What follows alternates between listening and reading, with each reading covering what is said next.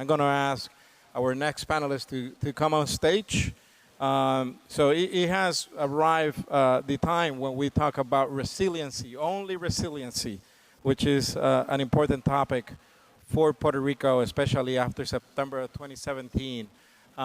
This panel would discuss the topic of resiliency and how nowadays you can really not go into an investment without taking into consideration resiliency, which is the capacity of rebound of the infrastructure, and is clearly an important element for Puerto Rico after being hit by such a massive hurricane.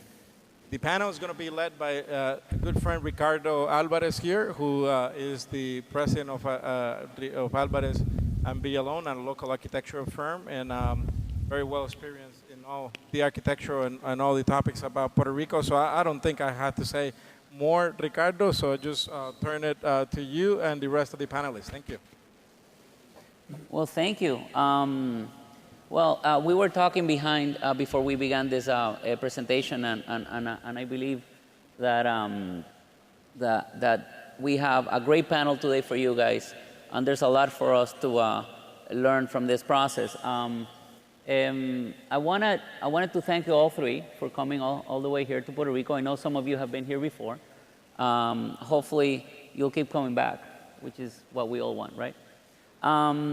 Before we begin, I wanted to ask you all, because the topic is invest without resiliency is not investment, which we felt that is a great title, because in a way we understand that after what we've been through, we have to focus on making sure that there's a sustainable environment for business, especially after a situation that we went last year. So I wanted to ask you guys, what do you think resiliency means? And how can you implement this? So, yeah. Call the lady first. Yeah.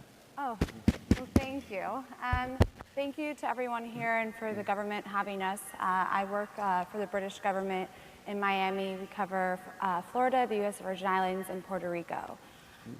Resiliency. So from our perspective and what we've been engaging in the U.S. has been looking at resiliency from an economic perspective.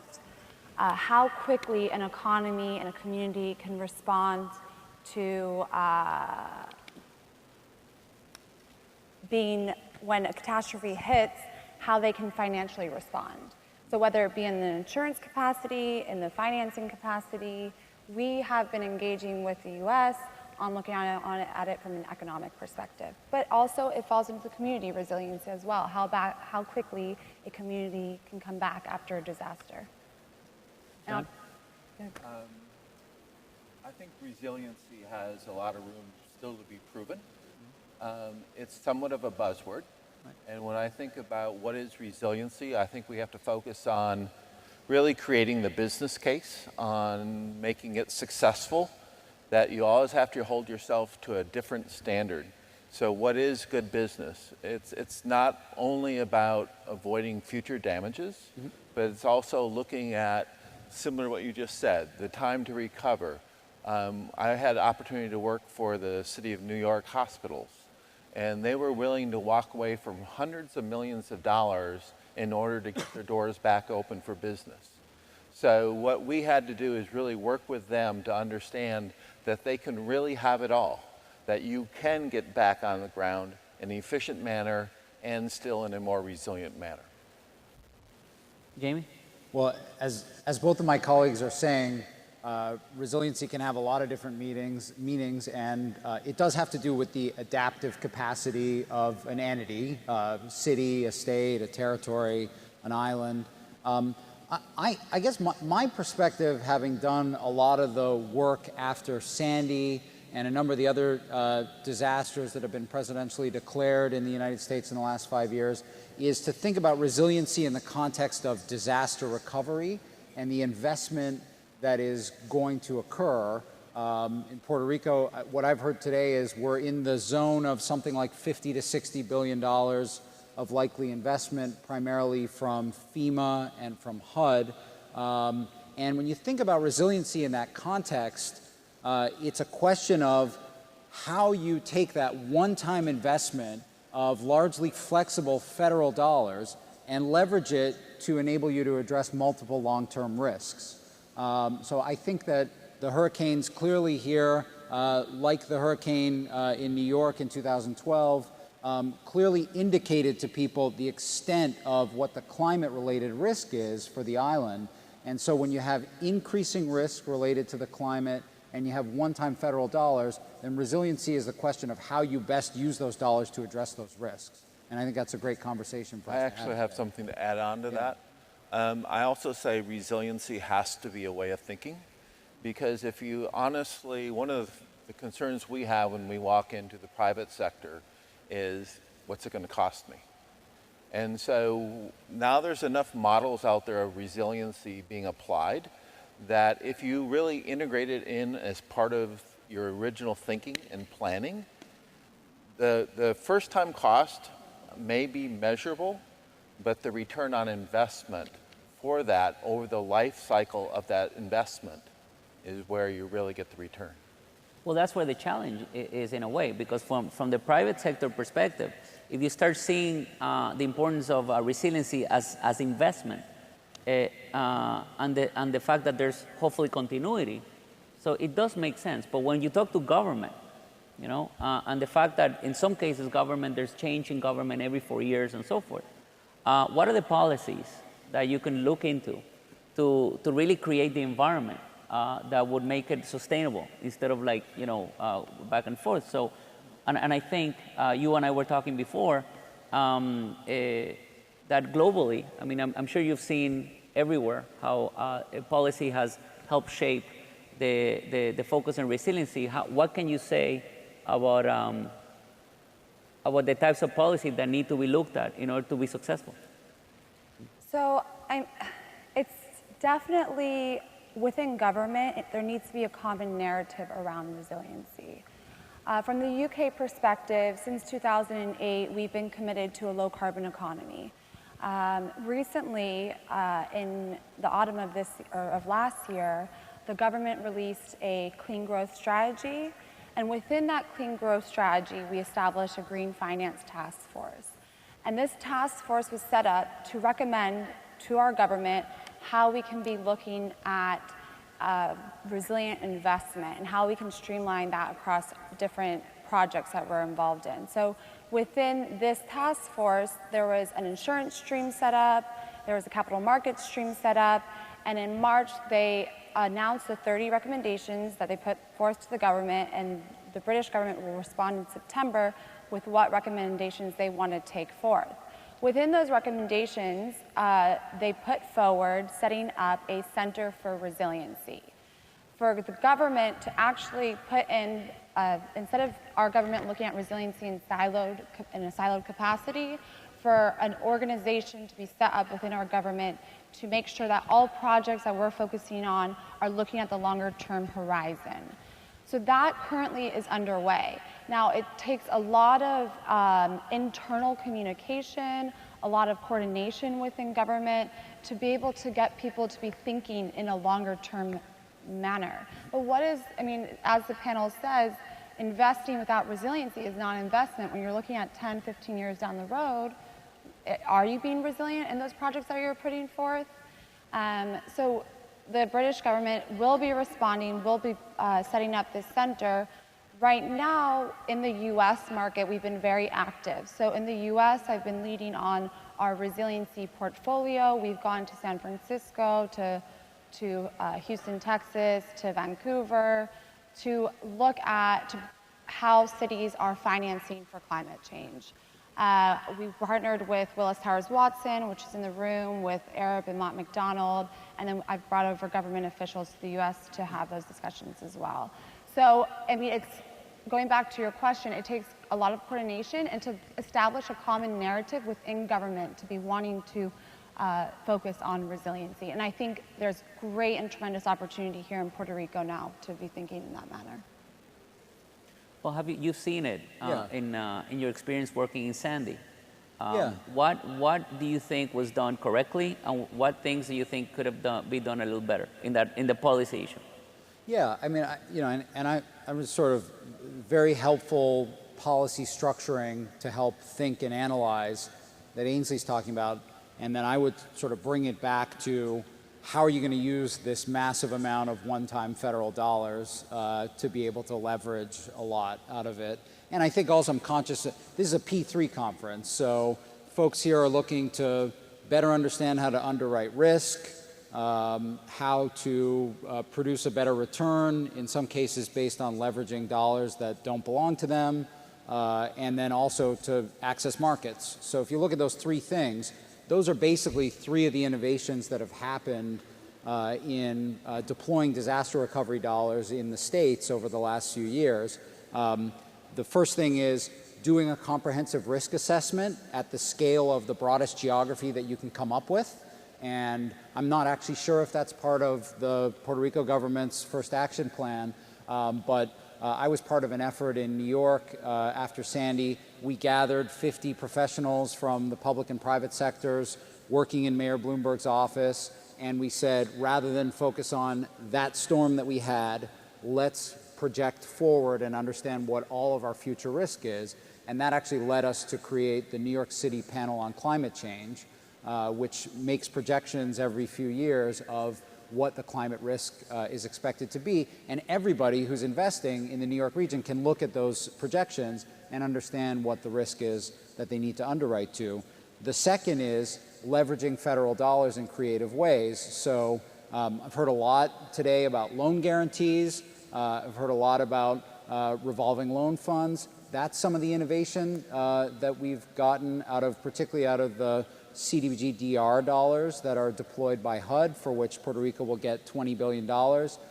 New Orleans, there was something called the Louisiana Loan Fund that was created to revolve and serve as a source for financing single-family rebuilds, and has worked quite effectively that way. And then the last thing is just thinking about how you create customers and create demand using your federal dollars. And the panel that was before lunch that talked about big ideas was very helpful in that regard. I think sitting down and thinking specifically about projects that create customers and demand. Just one example, again, from New York is there was a program called New York Rising that did community reconstruction planning, and a lot of the plans came up with the concept of creating a central community resiliency, sheltering, recovery facility. If something like that gets deployed in Puerto Rico, you would think that's an opportunity to deploy microgrids and solar infrastructure.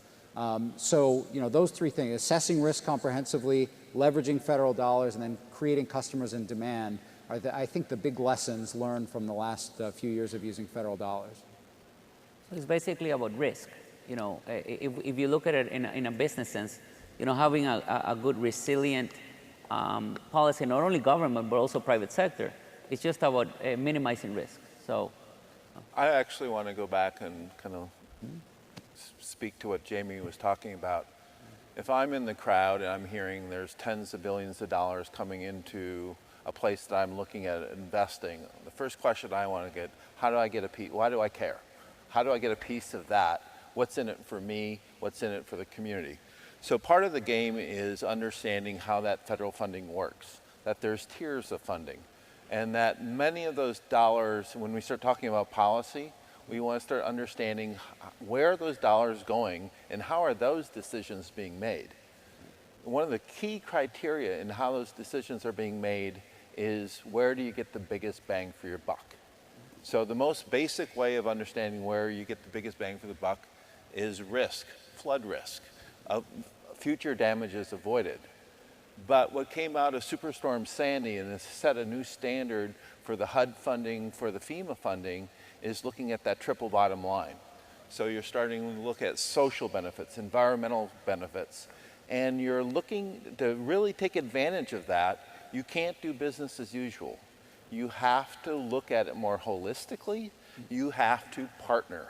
And so if I'm out in the audience and I have a project, I'm looking at how I can bring value in the form of benefit to allow those dollars to go in a geographic area that actually would create a win-win for me, as well as the community, as well as the world. well, let's talk about that. Let's talk about the funding, because I think that there's there's a misconception. Every time you hear someone say, hey, federal funds are coming to Puerto Rico, federal funds, but is it FEMA, is it HUD? You know, and I think it's a good opportunity to clarify some of that. Specifically, you mentioned, Jamie, with the CDBG-DR funding. So for Puerto Rico, what is happening, and what do you know that's going to happen? Well, I can't call myself an expert on how Puerto Rico is structuring the recovery and the deployment of those dollars. I do, from my high-level understanding, I see some reassuring things. The creation of Core 3 as the central coordinator on behalf of the governor and the central conduit for all of the funding. So again, it's both your FEMA public assistance dollars and the hazard mitigation dollars that follow on from the public assistance dollars. And then it's the HUD-driven community development block grant disaster recovery dollars.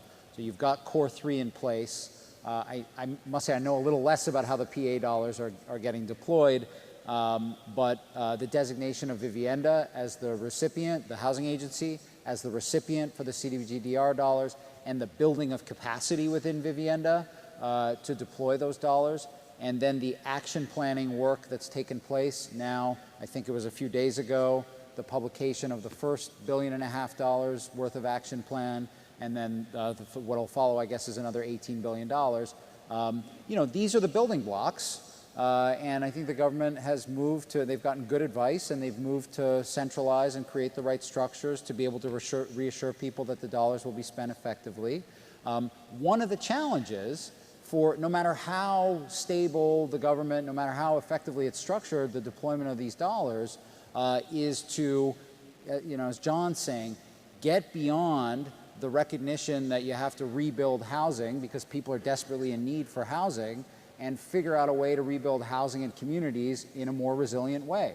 Whether that means you're using dollars for buyouts and relocating them, you may be investing in large-scale flood protection in order to move some property out of the floodplain, for instance, but then layering onto that the opportunity to integrate economic development by attracting private capital precisely from a crowd like this, meaning all the things we've talked about today: tourism, transportation, innovation and technology, laying down the fiber for broadband and using other tools for telecommunications.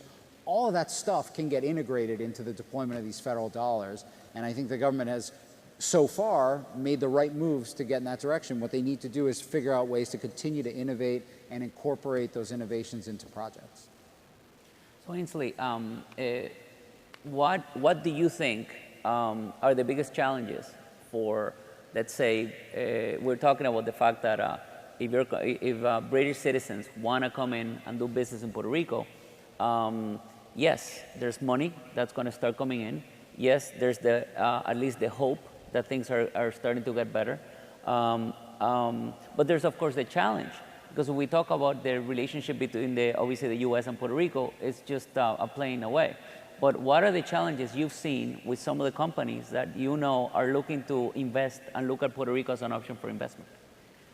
So I think the initial reaction that we get from companies or UK companies that are trying to get in the market here is to really understand how to enter the market. And as government, that is our role, to set up conversations. And a big reason why we're here, I work on the policy side of the house within the government, and then my colleagues who are here work on the commercial side. So helping the big companies, the big infrastructure firms getting into a market. We are currently in the process of developing our strategy towards Puerto Rico, and we're looking at this as a long-term investment in the island from a government perspective.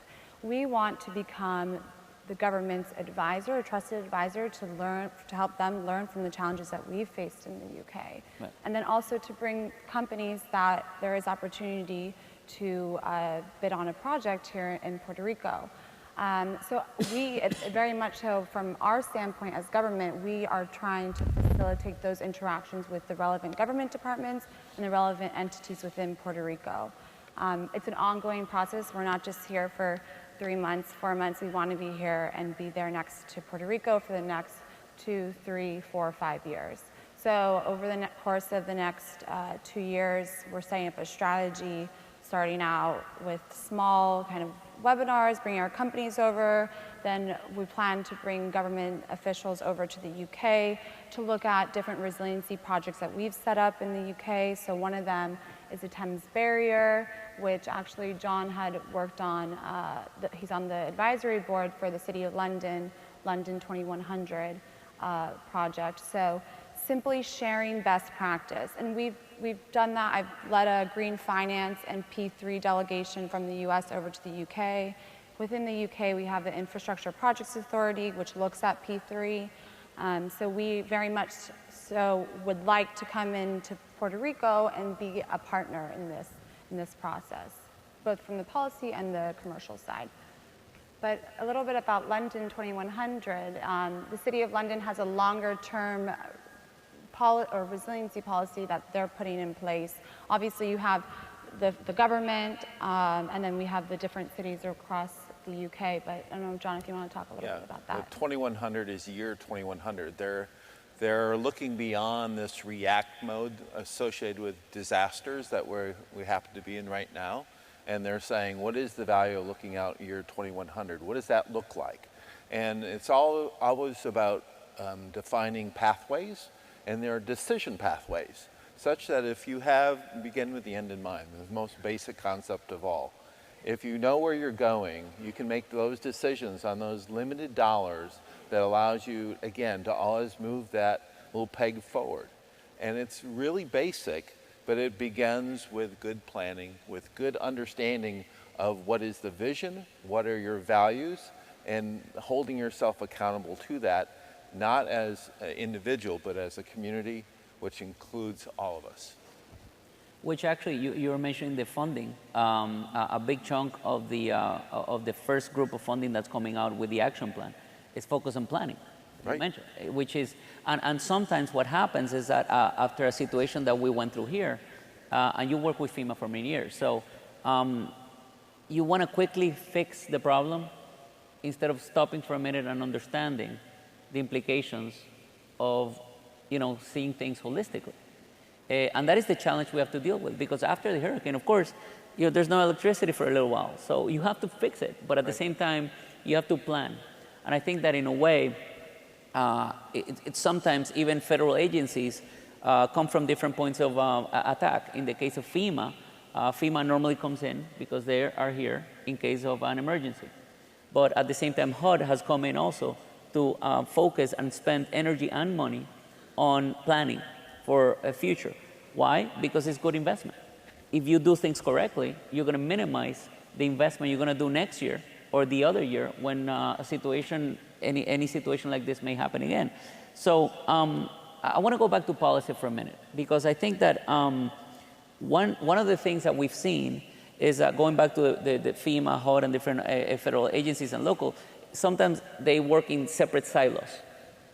And that communication is not as good as it could be. And I think you mentioned something about creating strong policy that allows, that creates the benchmarks for the different agencies to come in and basically work aligned. Can you guys talk a little bit about that? Starting with Ainsley? Yeah, sure. Really, right now, we're in the middle of the same decisions that Puerto Rico is making around resiliency, where, we have, right now, in the next 4 months, is when we're looking to set up that resiliency department within our government.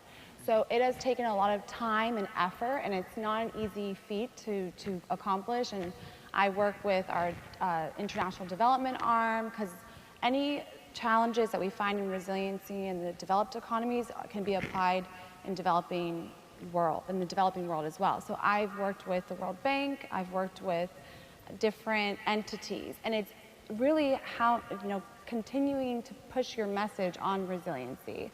It's taken that one, leader within government to say we need to be looking at this holistically, and how do we get in the different government departments. So it's by no means an easy feat, but we're finally there, and it's a very exciting time within the British government. I've seen across the US, there's a big division between the risk department and then the sustainability department or the energy and environment department. And they work in completely different silos. So in San Francisco, they were the only city that I saw where the chief resiliency officer, he looks at their capital investment plan as well. So he's coming in with the sustainability, the resiliency aspect, but also on the financial side as well. So I think that it's very important, and I think here the risk is understood, but making sure within the government departments that you're having those cross conversations. It's challenging, but again, it's the longer term investment that you're looking at for your territory and for what your future children will be having and what kind of community you'll be leaving behind for them. So it's, you know, I don't know how in New York, the community resiliency group that was set up, I know each city has their different ways on how they're implementing resiliency at a municipal, like a local level, but I mean, there's been a lot of innovation in management and governance of planning. I think a lot of that was driven by the federal government, which created a task force to bridge across all of the various federal agencies over the last few years in promoting resilience, and created a federal flood risk management standard. John might be a little more up to date than I am about whether we're still adhering to those standards, but as I understand it, there remains a pretty strong base of interagency coordination, much stronger than it was, which I think is very helpful for a situation like this. I just want to come back to your point about the value of planning, particularly for a group like this. I also have noted that the first action plan for the use of the HUD dollars has a significant planning program, which I think is called the Whole Community Resilience Planning Program. And one of the goals there is to work at the right scale, which I think is really a challenge in identifying projects that can be invested in that can make Puerto Rico more resilient. You know, back to your sort of London 2100 example, generally the right way to plan for water management, whether it's the quantity or the quality of water, is to work at the level of the watershed, right? And watersheds tend to pass through multiple municipalities, so if you try to plan for water management at the municipal level, you're probably not going to come up with the most cost-effective solution. I think that there's been lots of innovation out there in stepping back, planning at the right level, figuring out how to cut off a flood in the right location, or to address flood in a comprehensive way. And I think that whole community resilience can do that here. That's not to say that the municipios are not critical players in all of this. We've actually been running a program for the Open Society Foundations that's been engaging municipal mayors in how they're going to participate in the recovery and the rebuilding. And obviously their grasp of the local context and the projects that make sense, as we heard from the mayor of Aguadilla this morning, is critically important. But you also need to back up and get up to the scale, which is not necessarily island-wide and is not municipal, but the places where it makes the most sense to build these infrastructure projects. And I think that that's what this whole community resilience planning program affords. I'm going to dip down in the weeds for a second. The FEMA dollars that will be coming are associated to project sheets. The project sheet said if I have X damage on my public infrastructure, I qualify for X dollars, 1-to-1. What's really interesting about that program is they will allow you to match those dollars up to 2-to-1 to basically build back in a resilient manner that allows you that if the same storm would occur again, you don't have the same experience. After that program gets done, you have running parallel to your CDBG-DR funding. Those are the good dollars. They're not connected to a project worksheet. They don't have a benefit cost analysis to them. In fact, when they come into your state, they lose their federal identity. So communities actually use those to leverage to get that match for the FEMA dollars. So what you want to do, and what as the audience, you have dollars that can come in and be leveraged as that match, which frees up the good dollars that don't have all these strings attached. So if you understand that your investment is directly related to the reliability of the infrastructure that possibly serves that, and that's in a community is looking for that 25% partner or match, that's the opportunity to say, I'm going to control my own destiny. I'm going to invest in not only infrastructure that serves me, but it serves the whole community, and therefore I get a 75% federal partner. So there's rules of the game, and you have to understand the rules of the game, the players, and then you have to push it. If you don't ask, you don't get. And so, again, you have to drive the market, you have to help direct priorities, and basically influence your own destiny and create your own future. So what are the, if you can talk to us quickly, all three of you, if there's, in your experience, different projects, let's talk about infrastructure for a minute. Okay. Different infrastructure projects that you've seen that with the use of federal funds, specifically, I mean, we talk normally about FEMA, but let's say Corps of Engineers. Okay, in your experience in Sandy, of course, and I know you have that experience too. Can you talk to us a little bit about some, just give us examples of how you use resiliency as a philosophy in order to be successful in some of these infrastructure projects? Can I do the first quick case study? Well, you got excited, so you go Yeah, ahead. I am. First one would be in New Jersey. The Public Housing Authority came to us and said, we want to do a resiliency master plan on all our facilities. And what we want to do is we want to avoid when the next Superstorm Sandy comes, we don't have the same experience. Well, they basically said we want to do a resiliency master plan. But by the way they defined their project, it wasn't resilient. They were really looking at, the project started at their parcel, and they started looking inward. So first thing we did is we stepped back and we said, where's the source? And we started realizing that the solution also had a critical care center. It had a power substation that was powering a whole portion of New Jersey. It also had homes. So rather than taking those limited federal dollars, investing them on a parcel, we came to a regional and the whole community became resilient. It was one example. And got that 75-25, and guess what? The power utility, private power utility, paid the 25, and everyone won. Citizens, the Public Housing Authority, as well as the utility and hospital. It's a P3. There you go. There you go.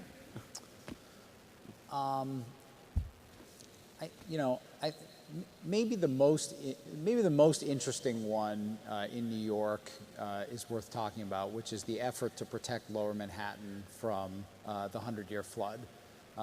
So everyone knows the second largest central business district in the country is located below Chambers Street in Lower Manhattan. On the west side, the edge of the island had been built up by the creation of Battery Park City, which was a land reclamation fill project built on the west side from the excavation of the World Trade Center. And now there's something like 15,000 condos built on top of that, which fund the area through ground leases. On the east side, there was a very significant amount of damage and disruption because the edge is not quite the original edge, but an old edge, and its elevation is low, so the water got through. So there have been multiple stages of a project now funded by the CDBG DR dollars. The first stage that's getting done is essentially taking a 400-foot wide park called East River Park, tearing it up, raising it to a higher elevation, and then building a better park on top of it. That higher elevation will protect the area from flooding the next time. And not just from the 100-year flood, and this is very important, but also from tidal inundation, from some of the other effects of sea level rise. There will be pumping capacity integrated into it so that you can deal with heavy rainfall as well.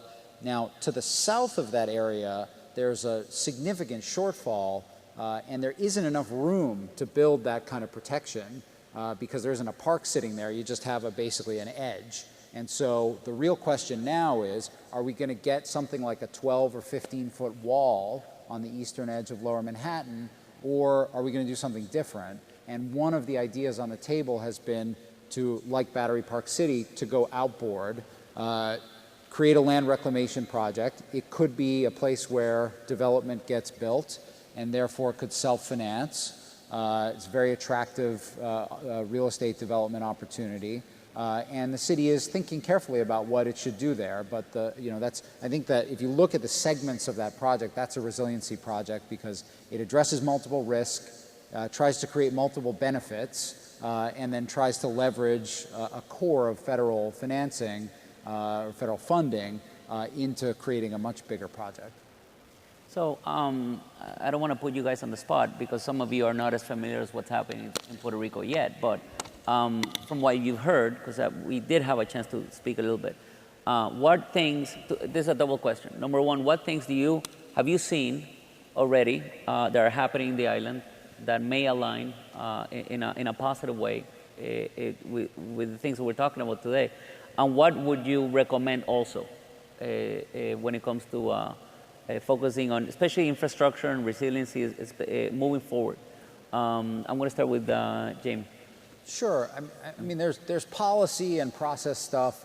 I just, there's some pretty exciting things I heard this morning, and I have no real expertise here, but I think the opportunity to create a very high quality renewable energy grid on the island is big, and there's opportunities to create the large scale infrastructure for generation, but the question is, who are the customers for that? And so I think that, again, the sort of resiliency planning in local communities would suggest that you're trying to find ways to create local renewable energy consumption and storage infrastructure. And I think you need both sides of that. So that work has to get done through the local community planning. I think that the opportunity to really wire the island and make it a high-tech capital with multiple innovation districts is big, particularly as you go and you rebuild road infrastructure, you rebuild transit infrastructure. The projects can get integrated, and again, the federal dollars afford the opportunity to do that in an integrated way. And then, we've heard lots about redevelopment opportunities that build on economic development and tourism chances, and places that have really gotten hit hard by the storms, those are perfectly valid things for them to do, is to go and invest in economic development and tourism infrastructure. So I think, again, leveraging those P3s for tourism is a great opportunity. I would go off what the Secretary of State for Commerce spoke about this morning, and then we met with him afterwards. He was talking about the opportunities with the smart grid and the energy grid here, and specifically to what Jamie was saying, was looking at it from a renewable perspective as well. I think there's great opportunity there. And then he also mentioned a lot about smart cities, their focus on smart cities here in Puerto Rico. I think there's a lot of opportunity I spoke with Lara from the P3 Authority yesterday about resiliency. Every government official that we've spoken to is very open to having discussions on incorporating resiliency into their planning. Again, it's a longer term strategy, something that it's not going to be instant, but the territory and the government officials that we've spoken with are very open to having those conversations down the line. So I think it's very exciting what you all are doing with the grids as well. And in the UK, we look at grid storage quite a bit, and then also in smart cities. So that's another area that we want to collaborate on. I think what I've really been impressed with is the fact that the recognition that Puerto Rico is only like the pilot of opportunity, that this need here is not unique to the region, and you can export it. Once you figure it out, there's a huge market sitting out there that can be replicated over and over. So it's the beginning, not the end. I absolutely agree, and I think that we, in a way, I was telling you guys that we owe it to every one of us that lived through that experience to do it better and prepare ourselves a little better. There's no doubt that I think you were mentioning that even though you plan for what you know, you kind of have to plan for what you don't know at the same time. So, and that's part of the challenge. But having the infrastructure and the framework to actually making it happen is going to be a lot easier. I want to thank every single one of you guys for being here with us today. I want to thank, of course, John, Jamie, and Ainsley for your time. And I'm sure that they'll come up to you and they'll ask you personal questions. So so we can continue. Again, thank you so much. I appreciate it. Thank you. Thank you. We had a couple of, before you guys go, we had a couple of questions from the floor. Oh, you have I'm questions? sorry, I just, Oh, I didn't we're see gathering you. the questions. You're standing behind me, and I didn't see you. So I apologize. Okay, so we have questions. Don't go yet. Okay. Let's see. Number one, will having a chief resiliency officer help Puerto Rico? Well, there's many answers to that question. One is, you have a chief resiliency officer. He spoke at lunch, Right. right? And you know, because I mean, fundamentally, what we're talking about is taking a comprehensive look at all of the risks, the shocks and the stresses that impact the island, and making sure that the island is prepared to respond to all of them.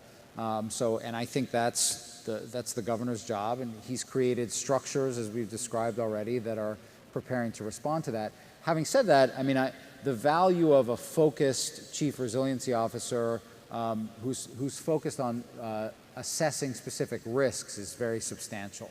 And I think I was mentioning at the beginning of our conversation that just making sure that all of the agencies of government and the privately regulated utilities and other private partners have a table to sit at where they can look at the same projections of flood risk, the same projections of high heat, the same projections of the damage from severe storms, from the hurricanes, but also future projections of risk with a changing climate, and where they can map all of their assets together on top of an understanding of that risk, and then really understand vulnerability, and then start to jointly plan for capital and specific projects. I think that's a huge opportunity, and I don't know where that function ought to reside within the Puerto Rican government, but it certainly is a very important function. There's a model that's been created around the chief resiliency officers, which is basically a think tank, such that as opportunities are moving forward, you take them through that filter, and that it looked through a different lens called a resiliency lens, and said, can we, by tweaking this project, can we achieve expanded benefits? And so I do think there's a role. It's proven in New York, New Orleans, Miami's adopting it. Boston? Boston, Right. Thank you. Yes. So, Yeah, I mean, as long as it doesn't make the process more bureaucratic, right? So we want to keep it as not bureaucratic as possible, but for purely coordination purposes, yes. And someone that can intertwine all the different agencies. So someone quite high level who works directly with the governor that has that holistic point of view of the government here. So absolutely, I think so. no, and I think the question was directed to basically your experience, seeing it in different regions and different places, and it has helped, and it has worked, and the oversight is also always necessary. So I'm not supposed to answer this question, but I did anyway. So they have a question specifically in adopting resiliency policy, not only in infrastructure and all over, but also from a legislative branch, and if it's too focused in government, would it hinder more than it could? Would it hinder more than it would help? My first reaction is yes. I think our business community has to be given so much flexibility such that they can still, the industry hasn't defined that spot on that elbow on that curve where it really is cost effective and where, so I love flexibility, and so I'd be very careful on policy. Okay. Opinion. You don't have to answer. It's opinion. I think it depends what it is. It depends what it is you're adopting. I think John was describing before, Rockefeller Foundation has a very effective program called 100 Resilient Cities. Many of us are familiar with it. They were able to get most of their participating cities to make a pledge to spend, I forget what the percentage is, some significant percentage of their budget on, quote, resiliency. And that can be interpreted very broadly, but the cities have made that commitment, and it forces them to take that lens am I ensuring that I'm addressing multiple hazards and I'm doing it in the most cost-effective or cost-beneficial way?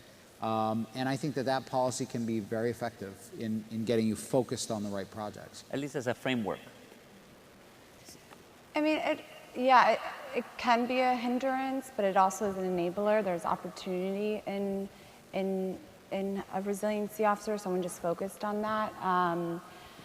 It's interesting. So we were up in October, we briefed Congress on the National Flood Insurance Program. Right now, FEMA is moving a lot of the risk into the private sector. You've seen them buy $100 million in reinsurance. But the purpose of our briefing was to look at financial resilience and transferring that risk. And I had speakers from Willis Towers Watson, I had government officials on the panel briefing senators who look over the committees that look over the reauthorization of the NFIP.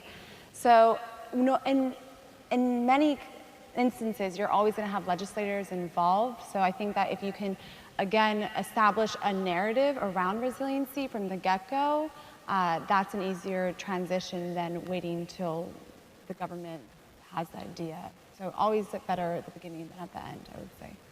Well, last question. I always mention, I use the expression that I hate being a firefighter. I would rather be, someone that prevents fires. And the question is basically, how can we change from being a reactive society to a proactive?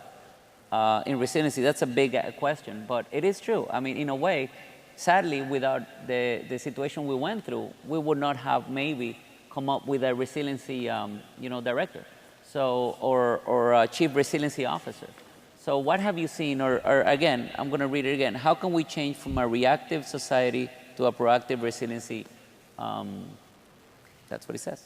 I think that right now you're doing it. Right. Here we're talking about it, this discussion is going on. Would it have been going on last year? No, we're doing it right now. So this is the time that you're having these discussions. The same question came up in Houston. How can we be proactive instead of reactive when we went there in February after their storm? So the same conversations that are happening here are happening across mainland US and in the UK as well. So exactly what's being done here and now is the action that's taking place. So we're already on our way.